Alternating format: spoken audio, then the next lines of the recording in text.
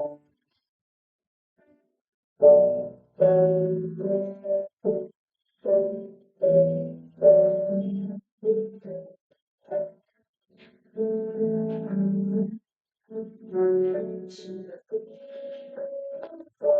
다 같이 도와심으로써 신령과 진정으로 하나님께 예배 드리겠습니다.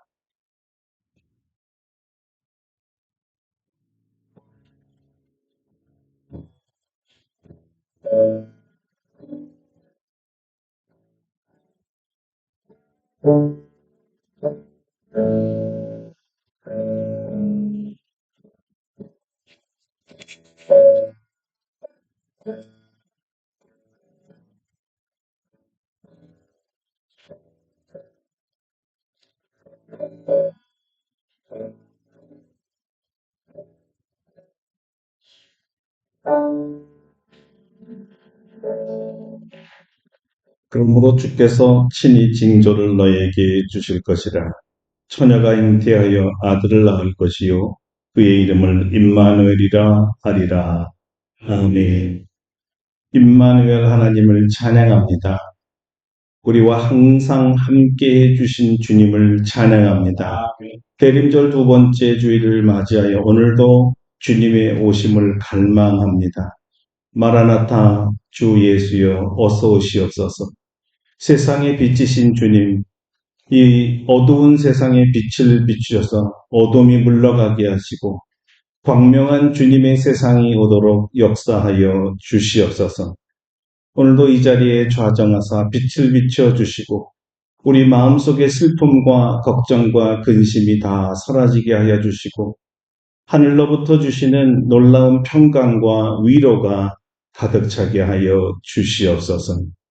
우리의 마음의 정성을 다하여 드리는 예배를 받으실 줄 믿사옵고 예수님의 이름으로 기도드립니다. 아멘. 같이 일어나셔서 찬송가 1장으로 하나님께 영광 돌립니다.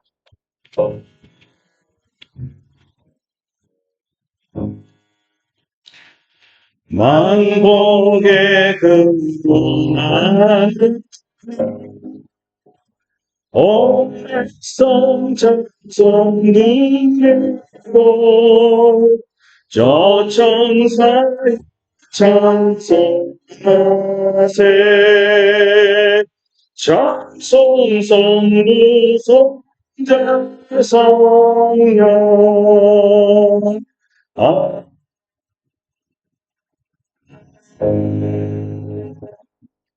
성시교독 116번 구주강림 두 번째입니다.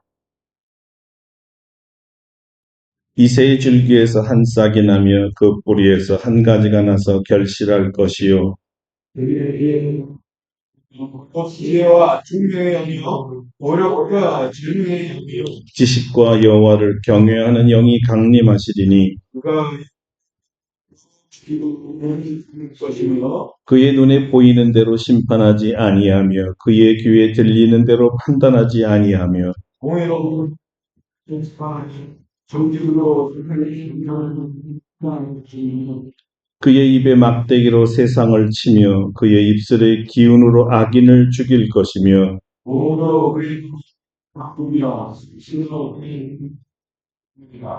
그때 이리가 어린 양과 함께 살며 표범이 어린 염소와 함께 누우며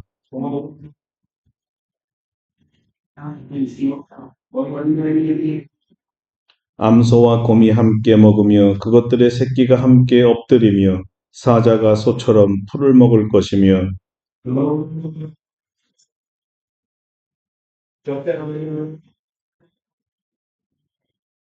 내 거룩한 산 모든 곳에서 해됨도 없고 상함도 없을 것이니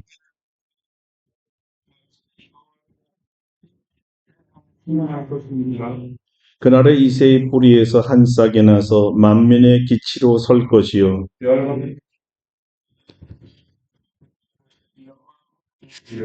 아멘. 침묵으로 참여의 기도를 드립니다.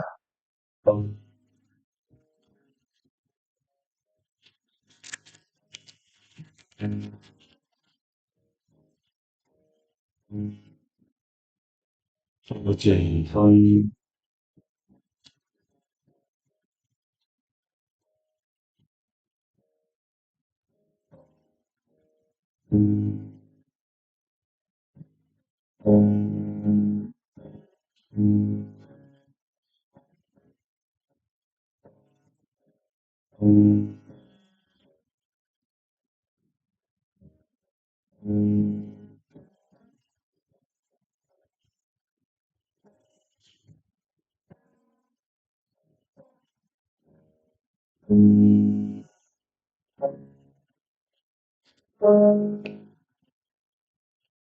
우리를 향하신 하나님의 용서의 말씀입니다. 작은 자야, 내 죄사함을 받았느니라. 아, 사도신경으로 우리의 신앙을 고백합니다. 나는 전능하신 아버지 하나님 천지의 창조주를 믿습니다. 나는 그의 유일하신 아들 우리 주 예수 그리스도를 믿습니다. 그는 성령으로 잉태되어 동정녀 마리아에게서 나시고 본디오 빌라도에게 고난을 받아 십자가에 못 박혀 죽으시고 장사된 지 사흘 만에 죽은 자 가운데서 다시 살아나셨으며 하늘에 오르시어 전능하신 아버지 하나님 우편에 앉아 계시다가 거기로부터 살아있는 자와 죽은 자를 심판하러 오십니다. 나는 성령을 믿으며 거룩한 공교회와 성도의 교제와 죄를 용서받는 것과 몸의 부활과 영생을 믿습니다. 아멘. 자리에 앉으셔서 찬송가 105장 찬송하겠습니다.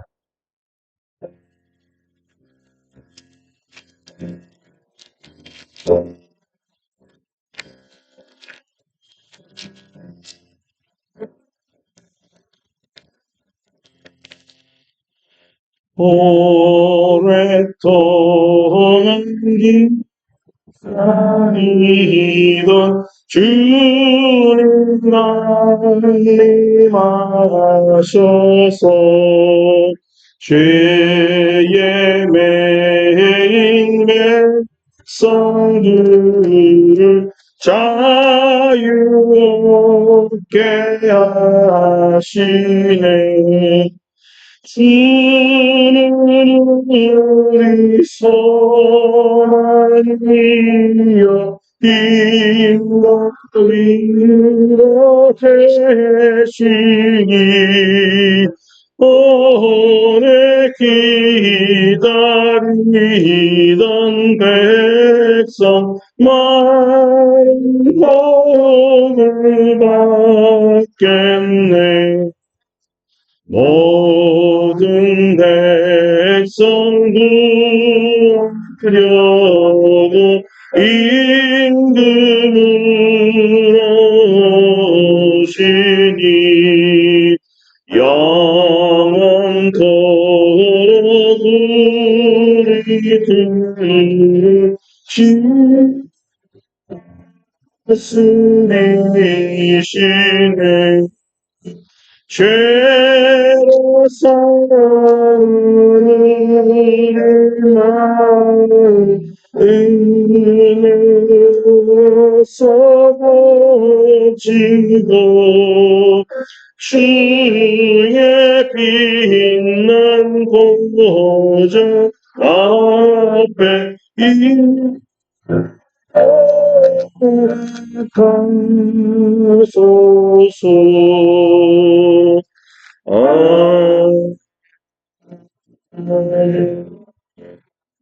저희 은혜하나님께서 예배를 위해 기도해 주시겠습니다.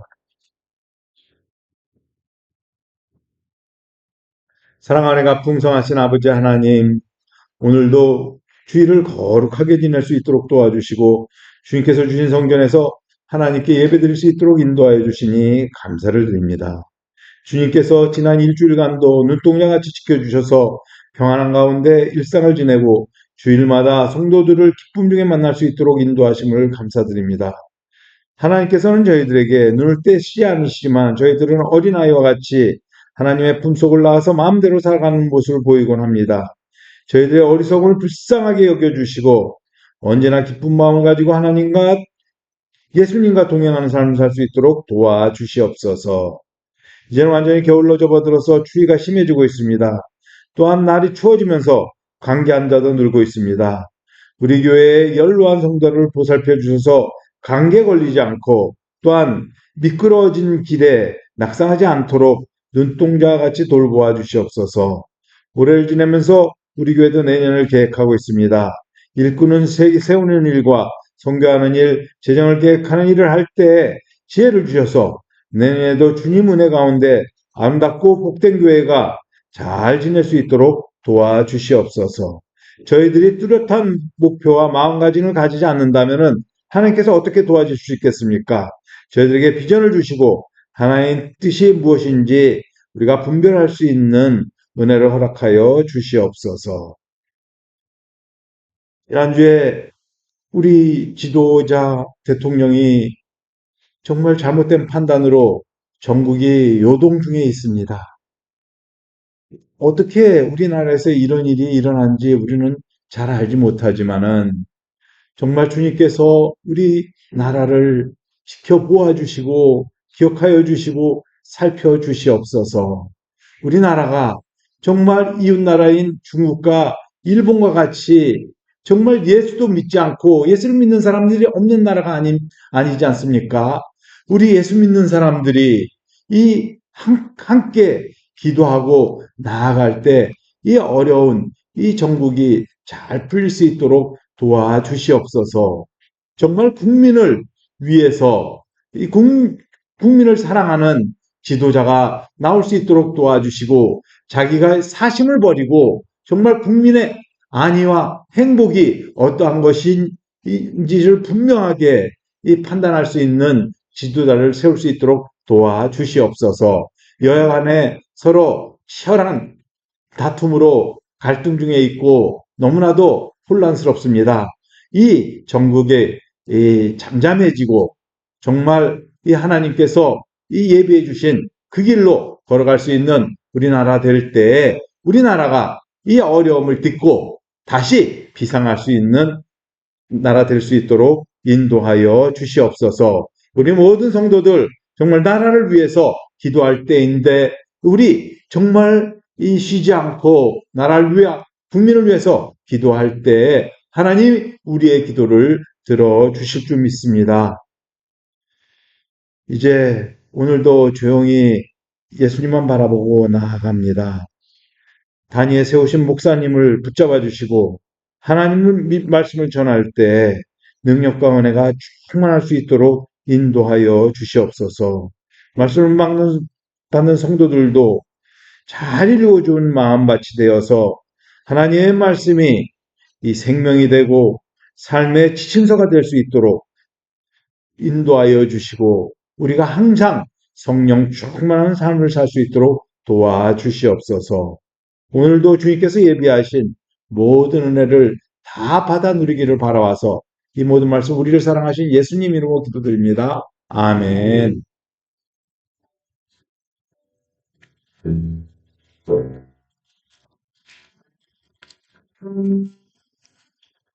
네, 기도 감사합니다. 오늘 우리에게 주신 하나님의 말씀은 구약성경 사사기 18장입니다. 사사기 18장 7절 우리 한 절만 읽도록 하겠습니다. 18장 7절입니다.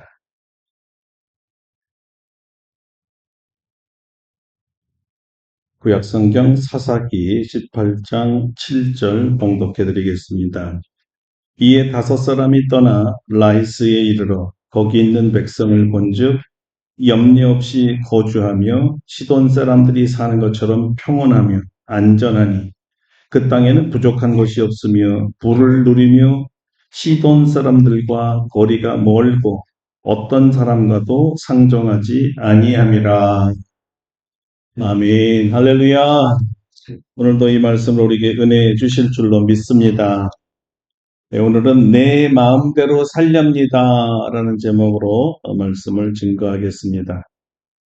네, 오늘 주님의 재림을 기다리는 대림절 두 번째 주일입니다. 오늘은 구약의 복음 전도 설교 시리즈 세 번째 시간입니다.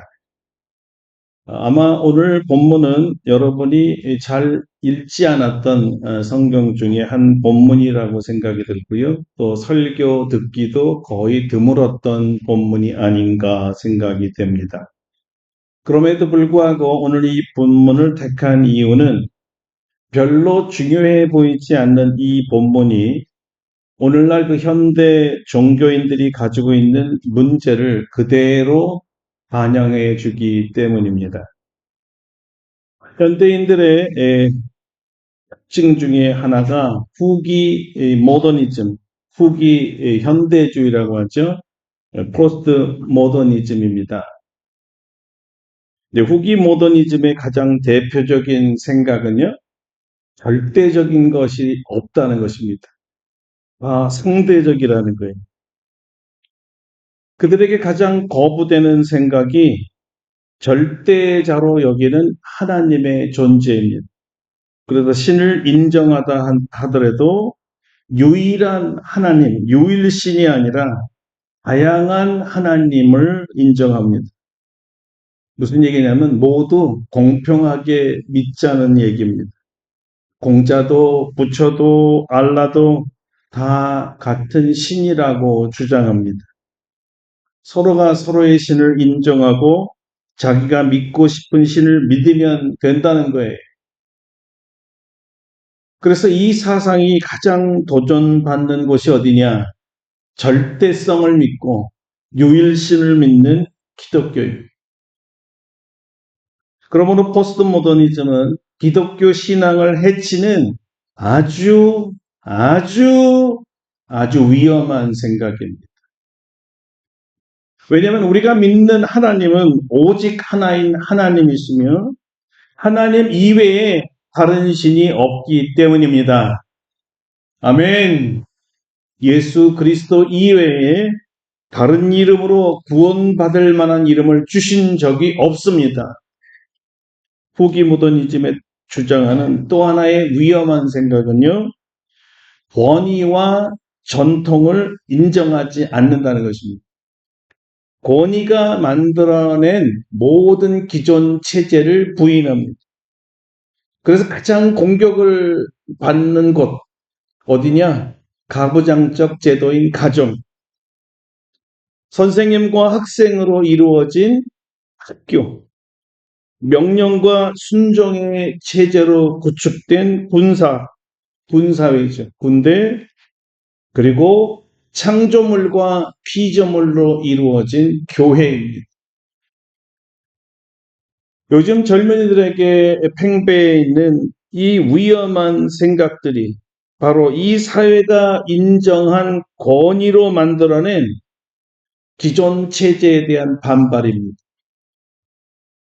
그 결과 선생님에 대한 존경심과 순정이 지금 사라져서 교육계에 보기가 힘듭니다. 그런 건 물론 아닙니다.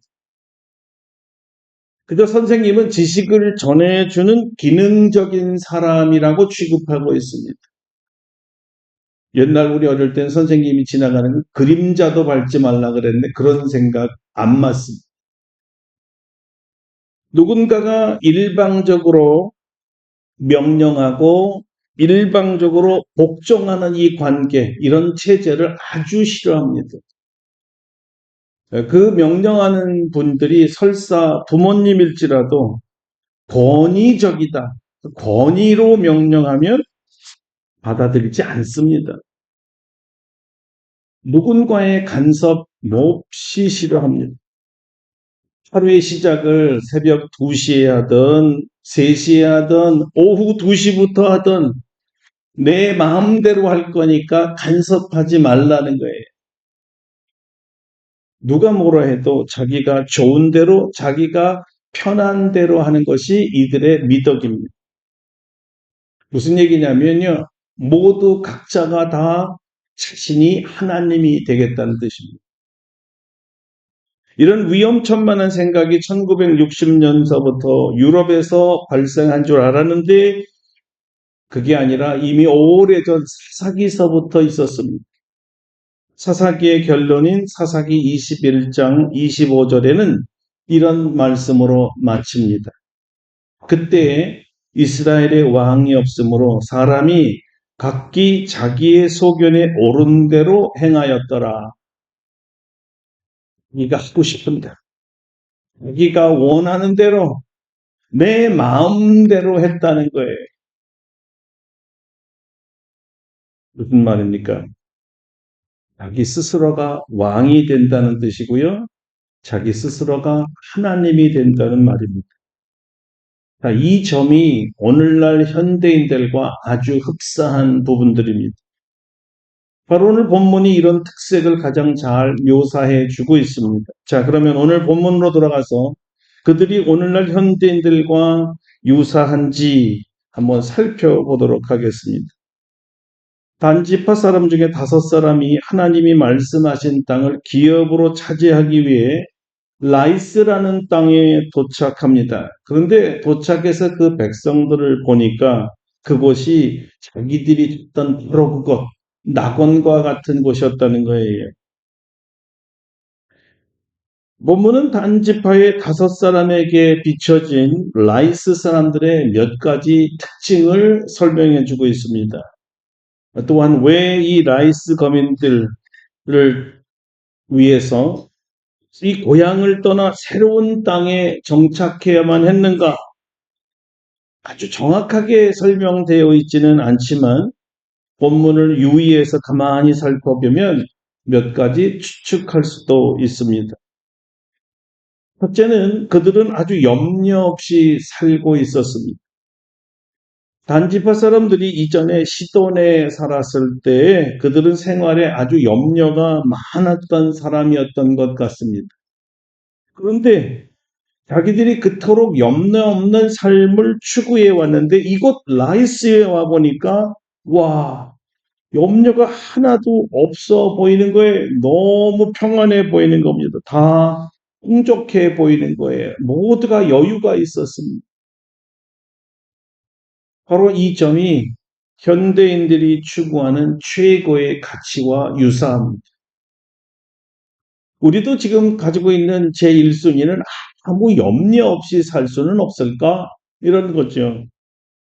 경제적 부담과 압박 없이 좀 살아볼 수는 없을까? 뭐 일 안 하고 좀 편하게 살 수는 없을까? 이런 뜻이죠. 문제는 아무 일도 하지 않고 그저 풍족하기만을 바라는 그 마음입니다. 이곳에 오면 저절로 부자가 되지 않을까라는 헛된 기대심에서부터 나왔기 때문입니다.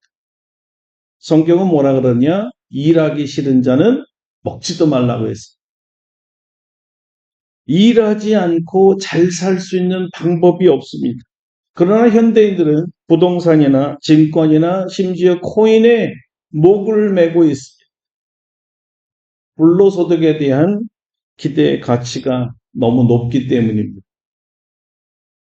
둘째는 라이스 사람들은 그들이 보기에 정말 한가하고 평안해 보이더라는 거예요. 자신들의 과거의 삶과 비교해 보니까 자신들은 너무 복잡하고 불안한 삶을 살았다는 거죠. 늘 일에 붙들려서 자유롭게 행동하지 못하는 삶이었을 것입니다. 그래서 아무도 방해를 받지 않고 쉬기만 하는 삶을 동경했고요. 일도 없이 1년 내내 그냥 놀면 얼마나 좋을까를 꿈꿔왔던 것입니다. 현대인들도 더 이상 바쁘게 사는 것을 싫어합니다. 실제로 이제 프랑스는 주 5일제에서 4일제로 바뀐 지 오래되었지요. 일주일에 일해봐야 고작 30시간 조금 넘을까요? 나머지 시간은 뭐 할까요? 일보다는 레저나 취미생활, 여행, 자기를 즐기는 것에 치중하고 있습니다. 자, 이런 풍토가 나쁘다는 것보다는 그 결과가 이것을 따라한 많은 유럽 국가들이 경제적 침체를 맞고 있다는 사실을 여러분 잘 아실 겁니다. 일하지 않는 만큼 잘 살 수가 없다는 거예요. 적게 일하고 잘 살 수는 없어요. 많이 일했기 때문에 많이 벌고 잘 사는 거지. 셋째는 권세 잡은 자가 없어서 무슨 일이든지 괴롭게 하는 자가 없어 보였습니다. 이것을 보면 단지파 사람들은 권세에 눌려 일했던 노동자이거나 노예 출신의 하급인들이 아니었나 추정해 볼 수 있습니다. 그래서 이들에게 있어서는 이거 해라, 저거 해라, 이런 명령조 지시를 너무너무 싫어한 거예요. 반대로 라이스는 국처럼 보였던 거죠. 아무도 간섭하는 자, 이래라 저래라는 권세자들이 없었다는 겁니다. 현대인들의 아주 고약한 특징 중에 하나는 누구도 자기를 통제하는 것을 아주 싫어한다는 것입니다. 쥐꼬리 많은 권세를 이용해서 무슨 일이든지 자기를 괴롭게 하는 거 아주 알레르기 반응을 일으키는 거예요. 직장 상사든 조금 아까 얘기한 것처럼 심지어 부모님이든 권세를 가지고 명령하는 것 굉장히 싫어하더라고요. 자기 삶에 대해서 이래라 저래라 지시하고 충고랍시고 하고 잔소리하고 통제하고 심지어 압박하는 거 싫어합니다. 자기 시간을 자기가 통제하지 못하고 남이 자기 시간을 주장하고 강제적으로 조종하는 거 참지 못합니다. 좋으면 내가 알아서 하는 것이지 나와라 말아라 이거 해라 저거 해라 명령하지 말라는 거예요.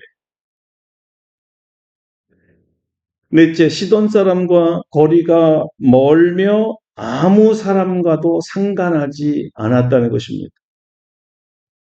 현대인들의 취향도 이 라이스 사람들처럼 칩거형이 굉장히 많아졌어요.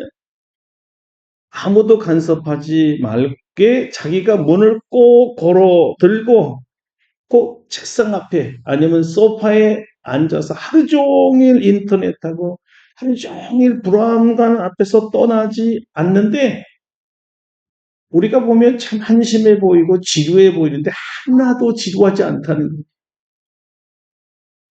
한 달, 몇 개월을 그렇게 지내도 지루해하지 않고 나오지를 않아요. 청년들이 그렇게 칩거형으로 빠져서 일도 안 하고 국가에서 주는 걸 받아가죠. 그게 더 좋다는 거예요. 놀고 돈 버는 거.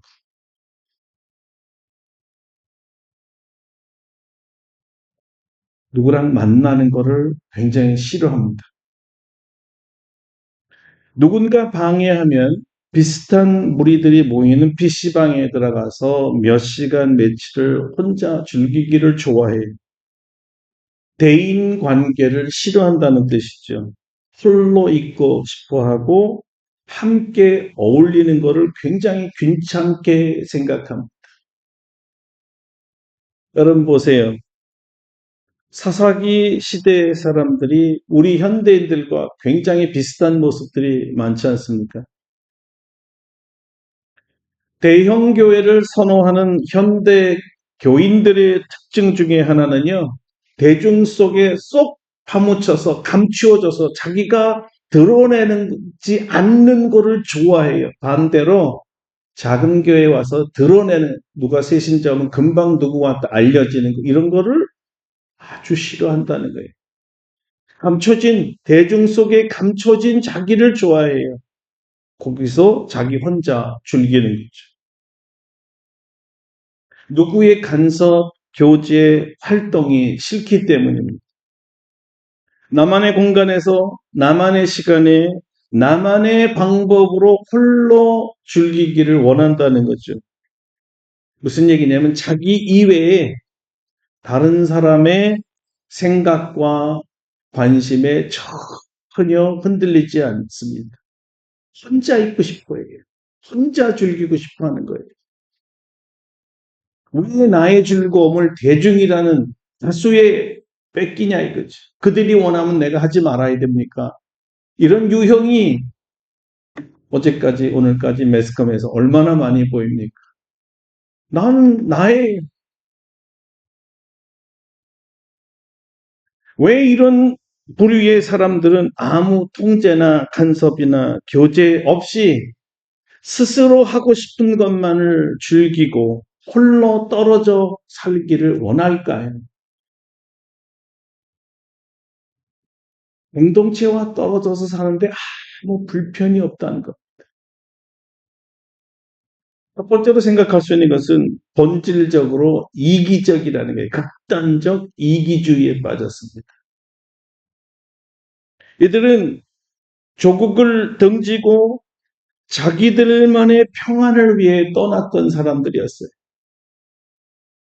묘하게 이기주의죠. 국가 아무 관심 없습니다. 내가 잘 살아야 되는 거예요. 자기들밖에는 아무 생각이 들지 않습니다. 자신의 평안, 자기의 취미, 자기의 시간을 위해서 외부와의 교류를 완전히 단절하며 살았습니다. 자신들의 원함을 위해서 누구에게도 이 강요당하거나 억압받지 않습니다. 누구도 자기들을 괴롭히면 안 되는 겁니다. 자기 행복이 너무 중요해서 다른 사람의 행복에는 전혀 생각해 본 적이 없습니다. 현대 종교인들 이와 전혀 다르지 않습니다. 흔히 이기적이 되었습니다. 에드가 잭슨이라는 사람이 4,000명을 대상으로 해서 이 고통의 문제에 대해 설문조사를 한 적이 있다고 합니다. 그랬더니 응답자 중에 절반에 가까운 2천여 명의 삶에 자기들은 삶의 이 허무감 때문에 통을 받는다는 답을 하더라고요. 삶의 허무감. 인생 무상. 아유, 며칠째 얼마나 많이 우리가 외쳤어요. 인생 무상.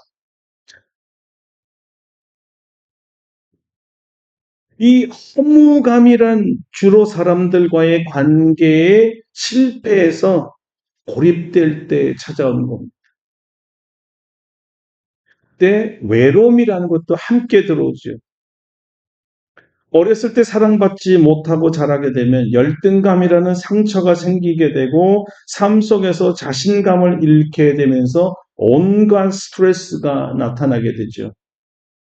더욱이나 이 스트레스 때문에 육체적 질병에 시달리다 보면 열등감이라는 것이 절망으로 변하게 되는데요. 결국에는 이 자존감이 상실을 해버려서 허무감 속으로 들어가기 때문에 하루 종일 1년 내내 이 허무 속에 사는 거예요.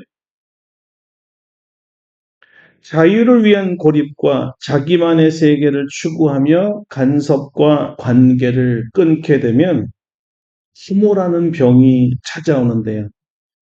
극단적인 이기심이 만들어낸 일종의 병입니다. 둘째로 시돈 사람들은 아주 작은 세계관 속에서 살아갑니다. 초라한 인생관과 근시안적인 삶에서 벗어날 수 없습니다. 자신만을 위한 삶은 관계의 단절을 만들어내는 거예요. 자기 속에 갇혀 있기 때문에 그 더 넓은 생각을 보지 못합니다. 아니, 보려고 하지를 않아요. 볼 수도 없고요. 더 높은 세계를 향하여 달려가는 거 안 합니다. 그리고 두려워해요. 자신의 가려진 모습이 오히려 세상에 밝혀질까봐, 보여질까봐 꺼려합니다. 왜냐하면 자기 안에 가지고 있는 모든 부정적인 것들이 노출되거든요. 이거 굉장히 싫어하는 거예요. 개발, 진보, 발전 굉장히 마음에 부담스럽습니다. 그러니까 자기라는 것을 깨고 나오기가 엄청 힘든 거예요. 바로 앞에 닥칠 환란을 보지 못합니다.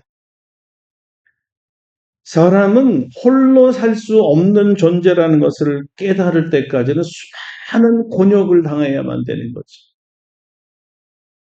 실제로 라이스 사람들은 사람을 피해서 가장 행복한 행복을 주리라고 기도했던 이 땅이 단지파 사람에게 무참하게 짓밟힐 장소라고는 꿈에도 생각하지 못했었을 것입니다. 그때 평안했으니까, 좋았으니까, 나름대로 행복했으니까, 염려도 없었으니까. 본문에 읽지 못했지만 후에 600명이나 되는 단지파의 공격을 받을 때야 비로소 야, 우리가 고향에서 너무 떨어져 왔구나. 우리만 홀로 있었구나. 아무도 우리를 지켜줄 수 없는 곳까지 왔구나. 그때 후회를 한 거예요. 우리만 잘 살면 되는 줄 알았는데, 나만 잘 살면 되는 줄 알았는데, 이거 왜 빨리 나를 도와줄 사람이 없구나. 아무도 도와줄 사람이 없다는 것을 깨닫고 절망했죠. 이렇게 멀리 고립되어 단절되어 살면 좋을 줄 알았습니다.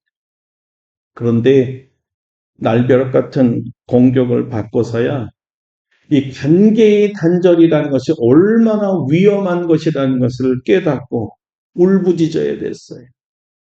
이렇게 사는 게 아니었구나.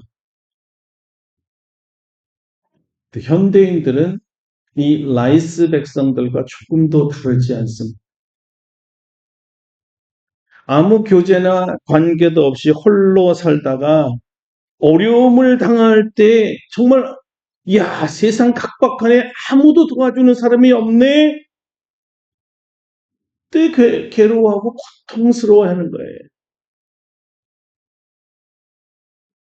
성경은 뭐라고 할까요? 서로 돌아보아 사랑과 선행을 격려하며 모이기를 패하는 어떤 사람들의 습관과 같이 하지 말고 오직 권하여 그날을 가까움을 볼수록 더욱 그려하자. 뭘 그렇게 해요? 서로 돌아보고 모이기를 힘쓰라는 거죠. 서로 돌아보라는 거예요. 혼자 있지 말라는 겁니다. 사람은요, 정말 한 치 앞도 예측할 수가 없잖아요. 우리가 지금 경험하고 있잖아요. 제 청년 때 같이 활동하던 한 멤버가 있었는데, 35세 간암으로 죽었어요.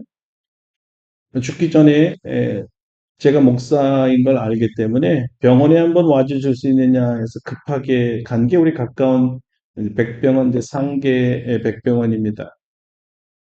갔더니 이미 죽음의 그림자가 보여요. 그러니까 눈서부터 온 몸이 황달, 얼굴이 뭐 그 노란 게 아주 기분 나쁜 노란 거 아세요? 간암 들렸을 때 오는 그 노란 황달의 것은 붉은 노랑이 아니라 죽은 노랑, 어떻게 표현을 해야 될까요? 정말 죽음의 모습이 눈이 뭐 완전히 노란 정도가 아니라 얼굴과 온 몸이 검정과 노랑이 섞여 있는 모습. 그래서 제가 아니 사람이 어떻게 이 지경이 되도록 우리를 안 불러요?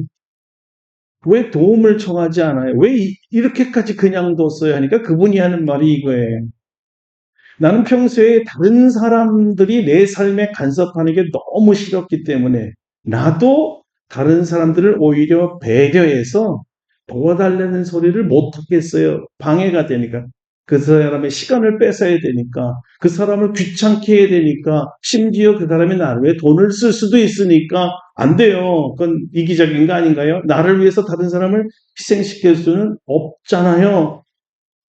그래서 자기가 이렇게 오랫동안 아플 때 같은 교회 공동체에 기도해 주세요라는 말 한마디도 못했다는 거예요. 나 병들었으니까 도와주세요. 기도해 주세요. 한마디도 안 하고 바로 그 죽음의 현장에 바로 있을 때 겨우 부른 게 제가 생각났고 저를 불렀다는 거예요. 맞은 생각일까요? 굉장히 좋은 생각 같으면서도 이기적이에요. 그리고 굉장히 폐쇄적이고 근시안적인 생각이었어요. 생명을 잃어버릴 만큼 사려 깊은 정말 좋은 결정이 아니었어요. 이런 분들은 마치 대도시에 살면서도 무인도로 만들어서 자기 그 무인도 안에 들어가서 사는 삶을 추구해 왔기 때문에 아무도 도움을 청하지도 않고 받지도 않는 거예요. 자, 여러분, 어려우면요, 도와달라고 친구들에게, 가족들에게 손을 벌리세요. 병은 알려야 된다 그러죠. 왜요? 가족이니까. 우리는 사랑하는 공동체니까. 주님이 서로 돌아보라고 하셨으니까 알리고 아프면 아프다고 말하고 도울 수 있으면 도우고 이게 건강한 공동체예요. 피해 줄까봐 아무 말도 못한다. 굉장히 젠틀해 보이지만 이기적이에요. 무슨 얘기인 줄 아시죠? 내가 당신한테 도움 안 청했으니까 당신 어려울 때 나한테 도움 청하지 마 이거거든요. 네가 안 해도 난 안 가. 나도 너한테 도움을 청하지 않아. 이게 굉장히 이기적인 거 아닙니까? 더더구나 이건 하나님의 생각과 너무 동떨어져 있어요. 우리 하나님은 공동체를 굉장히 중요하게 생각합니다. 이것은 교회 공동체는 더욱이 하나님의 가족 공동체예요. 다 하나님을 아버지라 부르는 형제 자매들이 모인 곳이라. 그래서 사도 바울도 우리 공동체는 하나의 몸과 같다. 그래서 몸의 비유를 했잖아요. 그러나 이제 하나님이 그 원하시는 대로 그 지체를 각각 몸에 두셨으니 만일 다 한 지체뿐이면 몸은 어디냐? 이제 지체는 많으나 몸은 하나라. 오직 하나님이 몸을 고르게 하여 부족한 지체에게 귀중함을 더하사 몸 가운데서 분쟁이 없고 오직 여러 지체가 서로 같이 돌보게 하셨느니라. 만일 한 지체가 고통을 받으면 모든 지체가 함께 고통을 받고 한 지체가 영광을 받으면 모든 지체가 함께 즐거워하느니라. 너희는 그리스도의 몸이요 지체의 각 부분이라. 이 몸의 비유가 기가 막힌 거죠. 그렇죠? 서로 돌보는 관계인데 의무가 아니라 자동입니다. 그렇죠? 굉장히 여기가 지금 아프거든요. 근데 여기만 아픈 게 아니라 한 부분이 아프면 몸살이 나요. 전체 몸이 어떻게나 힘든지 가누지를 못해. 왜? 한 몸에 섞여 있기 때문에, 붙어 있기 때문에 전혀 고립되지 않아요. 여기만 아파? 이렇게 할 수가 없어요. 눈이 아프죠? 눈만 아플까요? 눈 때문에 온 몸이 아주 몸살이 나도록 아픈 거예요. 움직일 수가 없어요. 아니, 왜 눈이 아픈데 발이 멀쩡한데 왜 걷지를 못할까요? 온 신경이 다 연결되어 있기 때문에 눈 아파도 걸음걸이가 안 되는 거죠. 서로 돌보는 관계. 고통이 오면 함께 고통하고 기쁘면 함께 기뻐하는 것이 몸이기 때문에 성경은 기독교의 공동체가 신앙 공동체는 몸이라고 얘기해요. 당연히 한 지체가 아프면 같이 아파하는 거죠. 그런데 그 지체가 나는 몸에 속한 것이 아니니 따로 떨어져 나가 있다. 몸에서 떨어지면 어떻게 해요? 몸에서 떨어지는 순간 고통을 느낄 수가 없어요, 우리가. 연결이 안 됐어요. 몸에 붙어 있으면 자동적으로 같이 아파합니다.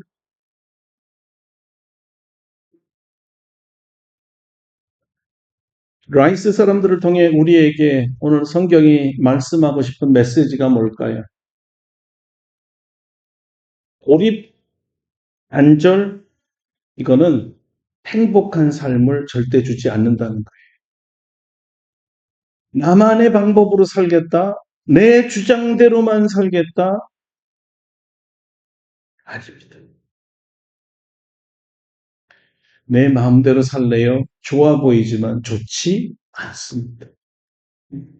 좋은 인간관계와 적극적인 참여가 행복을 주는 거예요.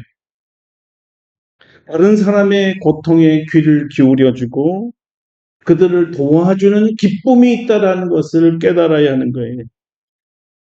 독일의 본 페퍼라는 목사님이 그리스도인을 정의를 이렇게 했습니다. 그리스도인은 어떤 사람이냐? 타자를 위한 존재다. 다른 사람을 위해 살아가는 존재가 그리스도인이라고 그랬어요. 나를 위해서 살아가는 게 아니라 다른 사람을 위해서 살아가는 존재, being for others. 다른 사람을 위해서 내가 존재하는 겁니다. 나를 위해서 다른 사람이 존재하는 게 아니라 다른 사람들을 위해서 존재하며 그들을 위해서 내가 살아가는 거예요. 이게 하나님께서 우리를 지으신 모습이라는 거죠. 그래서 우리는 공동체의 소중함을 배워야 합니다. 서로가 서로를 의지하는 공동체를 말합니다. 내가 어려울 때 어렵다고 내놓을 수 있는 공동체여야 합니다. 내가 어려움을 내놓을 때 그대로 수용해 주는 공동체여야 됩니다. 우리는 공동체 안에서 서로를 알아가는 사귐이 필요하고 교제가 필요하고 사랑의 기포들을 만들어야 되는 것입니다.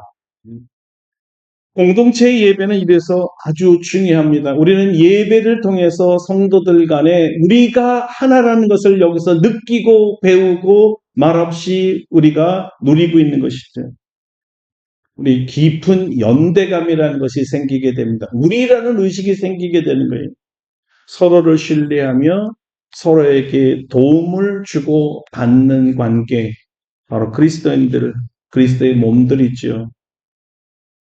우리 교회는 바로 이런 교회가 되어야 됩니다. 서로의 아픔을 그대로 받아들이고 아플 때 아프다고 말할 수 있는 교회. 그것을 품고 같이 아파해주는 교회. 홀로 놔두지 않는 교회. 이런 교회가 될 줄로 믿습니다. 라이스 사람들처럼 내 마음대로 살고 싶은 이 라이스 사람들이나 현대 종교인들의 이기심과 근시안적인 삶의 이 태도를 극복하는 방법은 없을까요? 이들처럼 이 궁극적인 위험에 처해 있을 때 도와줄 사람이 있습니까? 오랫동안 고립되어 홀로 살아온 여러분에게 손뜻 나서서 여러분이 당면한 고통을 덜어주는 사람이 있습니까? 이미 스스로가 모든 인간관계를 단절한 사람에게는 그러면 더 이상 소망이라는 것은 없는 건가요? 스스로 만들어낸 결과 자가당착이기에 누구에게도 도움을 호소하면 안 되는 겁니까? 그렇다고 멸망을 바라보며 좌절만 할 수 있을까요? 여러분, 이들을 도와줄 사람은 정말 없는 겁니까? 비록 잘못된 결정이지만.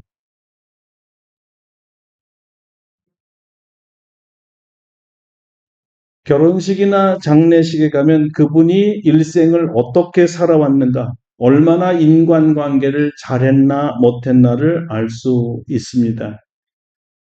수많은 하객들과 조문객들을 보면 그가 얼마나 많은 사람들과 좋은 관계를 가지고 살았는가를 대변해주고 있습니다. 영국의 찰스 스펄전 목사님이 돌아가셨을 때 런던에서 시외 그 장례식장까지 수킬로가 되도록 이 문상객으로 가득 찼기 때문에 런던의 교통이 마비되었다고 하죠. 얼마나 인간관계를 잘했으면 그랬을까요? 반대로 며칠 전에 뉴스에 결혼식을 했는데 하객이 3명이 와버렸어요. 예식 장비하고 난리가 났어요. 도대체 어떻게 살았길래 결혼식에 가족도 안 왔을까요? 3명, 3분의 하객. 결혼식은 그렇다고 치고 장례식에 만약에 몇 분만 참여하는 것을 본다면 방문했을 때 우리가 썰렁한 그 부분에서 대번에 깨닫는 게 뭐죠? 이분 참 힘들게 살았구나. 대인관계가 없구나. 어떻게 이렇게 아무도 안 찾아왔지? 어떻게 산 거야? 우리 그렇게 반문해요.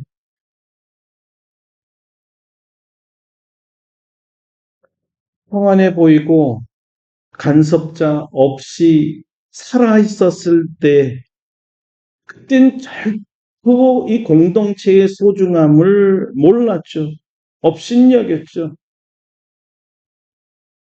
그러나 자기가 위기 상황에 처해 있을 때, 세상에 나 혼자구나라는 것을 느꼈을 때, 야, 공동체가 이렇게 중요한 것이었어라고 깨닫는 것이 얼마나 가혹합니까?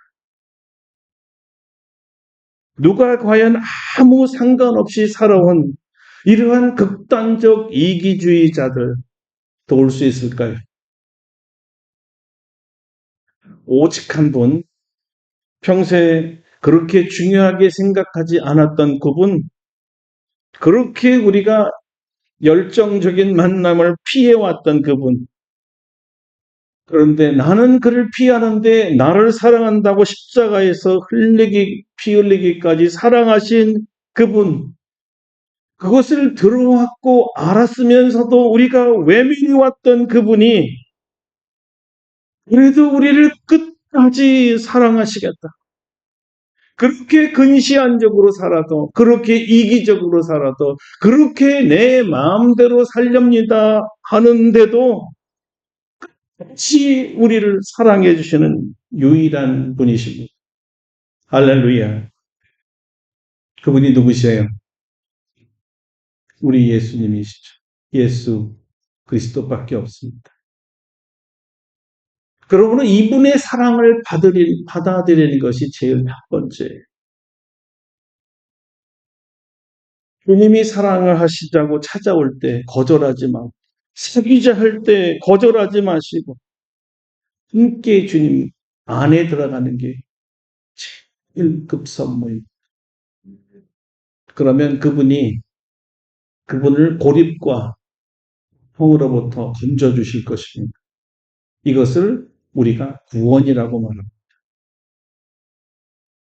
이 고립에 빠진 우리 철저하게 이기적인 내 마음대로 살려간 우리를 구원해서 사랑의 공동체로 집어넣어 주기 위해서 직접 하늘나라에서부터 찾아온 그날이 성탄절이에요.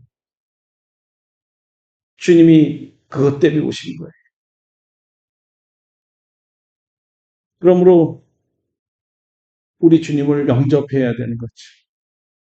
그때서부터 주님과의 관계가 풀려나가면서 공동체와의 관계가 풀려나가는 거예요. 이제 나는 더 이상 홀로 살지 않겠습니다.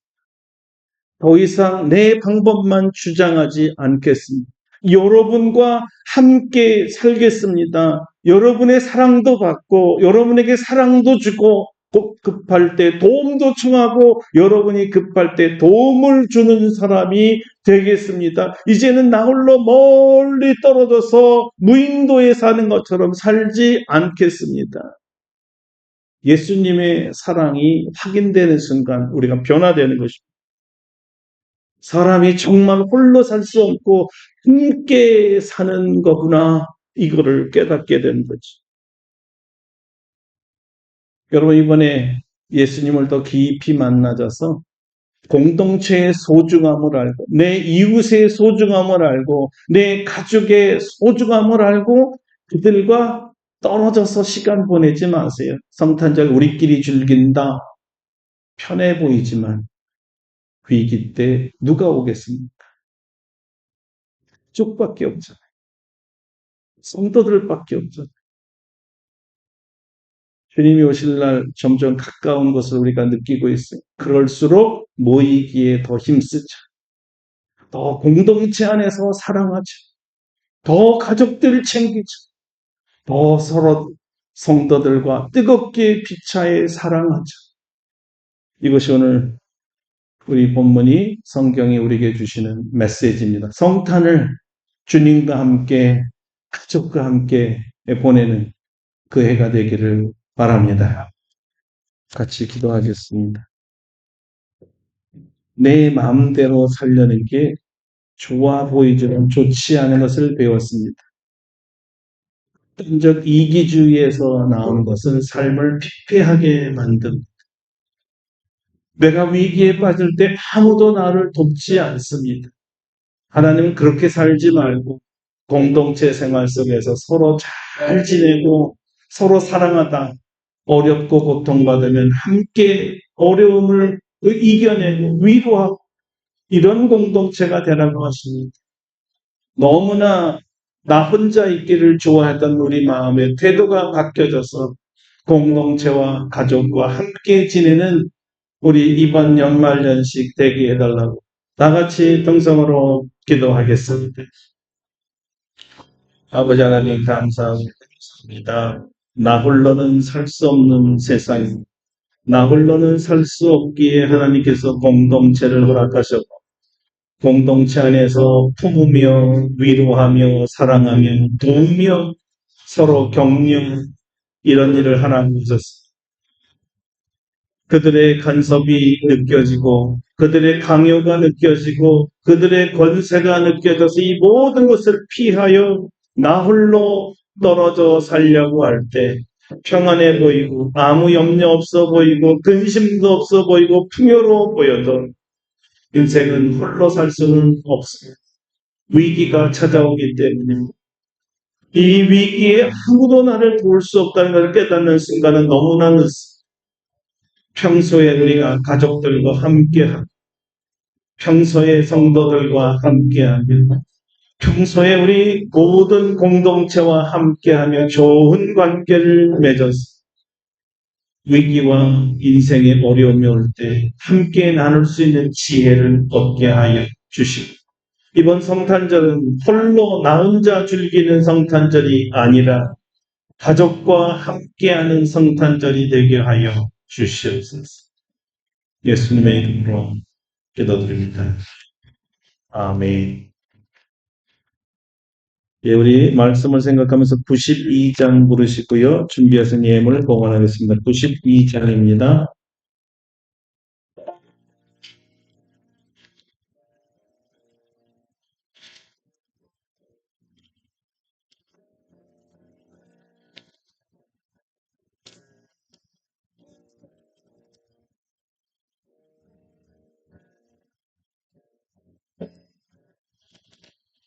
위에 계신 나의 친구 그의 사랑 지극하다 이른 예수 그리스도 나의 구주 나의 친구 사랑하는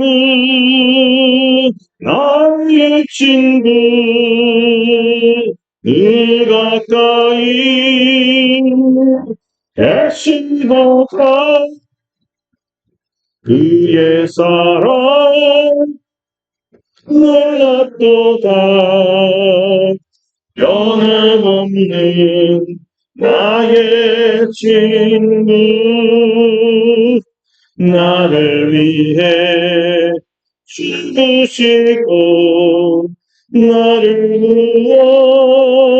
구원하셨으니 기쁨으로 경배하며 찬양하리 나의 친구 사랑하는 나의 친구 늘 가까이 계신도다 그의 사랑 놀랍도다 변함없는 나의 친구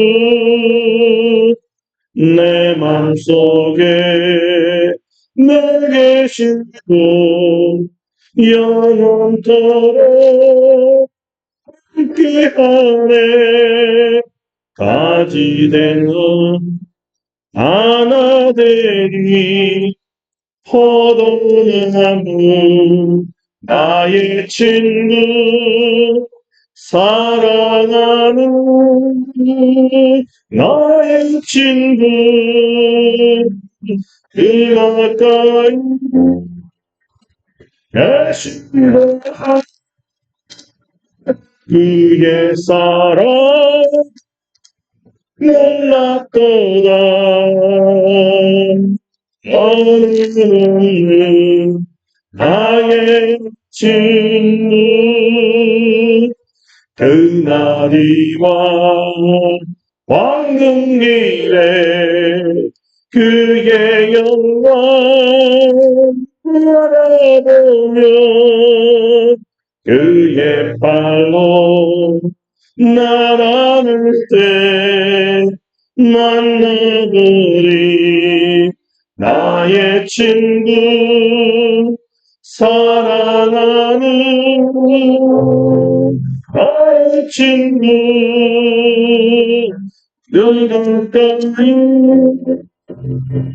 계시도다 그의 사랑 놀랍도다 변함없는 나의 친구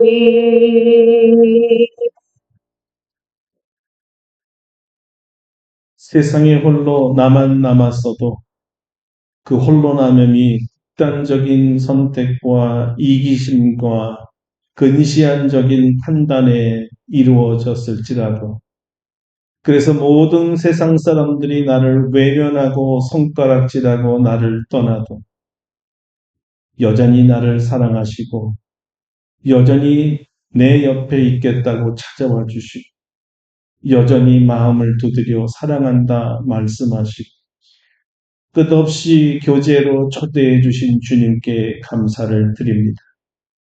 예수님 이외에 누가 이런 사람을 사랑할 수가 있겠습니까? 공동체를 떠나 홀로만 있을 때 가장 위험한 것을 몰랐습니다. 내 마음대로 살면 좋은 줄 알았습니다. 우리 주님 회개하오니 용서하여 주시옵소서. 공동체와 잘 어울리고 공동체와 화목하고 공동체와 사랑하고 서로 도울 수 있는 아름다운 관계로 인생을 살아가게 도와 주시옵소서. 주님, 오늘 주님께 귀한 예물을 드리오니 받으시고 이 예물로 주님의 나라 확장하는 데 사용하여 주시옵소서. 주님의 이름을 높이며 영광 돌리는 데 사용하게 하여 주시옵소서. 하나님 앞에 드린 이 귀한 손길들을 기억하여 주시옵소서. 나라가 어렵습니다. 경제 너무 어렵습니다. 이 가운데 주님과의 약속이 있지 아니하고 믿음으로 드린 헌물이오니 귀하게 받아주시고 주여 우리의 삶에 경제적 평안을 허락하여 주시옵소서. 우리가 아무리 열심히 일을 한다 할지라도 사회가 어지럽고 국가가 위기에 처해 있으면 우리의 노력은 무엇입니까? 주여 이 나라를 불쌍히 여겨 주시옵소서. 우리가 위정자들을 위해 기도하지 않는 죄를 용서하여 주시옵소서. 우리 하나님께 맡깁니다. 가장 좋은 길로 우리나라를 인도하여 주시옵소서. 한 주간 동안 시끄러운 세상으로 다시 나가 삶을 영위해야 될 우리 성도들의 영혼을 지켜주시고 마음을 지켜주시고 믿음이 흔들리지 아니하고 마음 상하지 아니하도록 굳게 지켜주시기를 원합니다. 힘들 때마다 주님 앞에 무릎 꿇고 우리나라의 진정한 왕이요 통치자는 하나님밖에 없음을 인정하고 주님이 다스려달라고 기도하는 믿음의 백성들 되게 하여 주시옵소서. 주께 맡겼사오니 좋은 소식을 허락해 주실 줄 믿사옵고 예수님의 이름으로 기도드립니다. 아멘.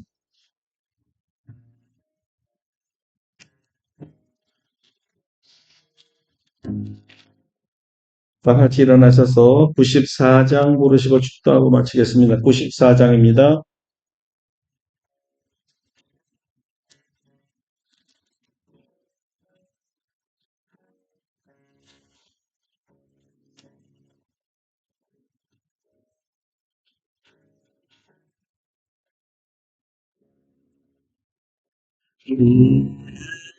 수보다 더 귀한 것 없네.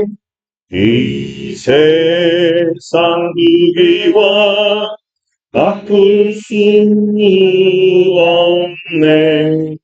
영주는 내 대신 돌아가신 그 놀라운 사랑 잊지 못해. 세상 즐거움 나 버리고 세상 잠깐 보였네.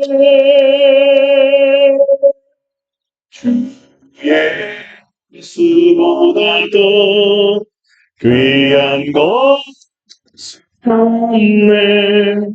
예수 밖에는 없네. 주 예수보다 귀한 것 없네. 이 세상 명예와 바꿀 수 없네. 이전에 즐기던 세상 일도 주 사랑하는 맘 맺지 못해. 세상 안 버리고 세상 참 어렵네. 주 예수보다 더 귀한 것은 없네. 예수밖에는 없네. 주 예수보다 더 귀한 것은 없네. 이 세상 행복과 바꿀 수 없네. 유혹과 핍박이 걸려와도 주 섬기는 내 맘 변치 않아. 세상 즐거움 하나 버리고 세상 자랑 다 버렸네.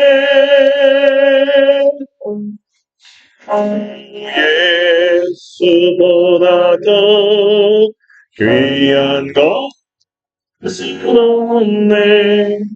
예수밖에는 없네.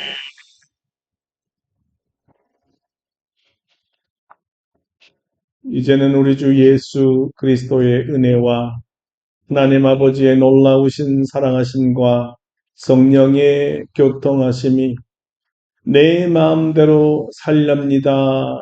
이기적인 사람이 예수 그리스도를 통하여 변하여 공동체와 함께 살렵니다. 결단하며 나아간 사랑하는 모든 성도들 심령 위에와 우리 아름답고 복된 교회 위에와 하나님이 보호하사 사랑하시는 대한민국과 우리 국민들 심령 위에 이제로부터 영원토록 함께 하시옵기를 간절히 축원하옵나이다. 아멘. 할렐루야.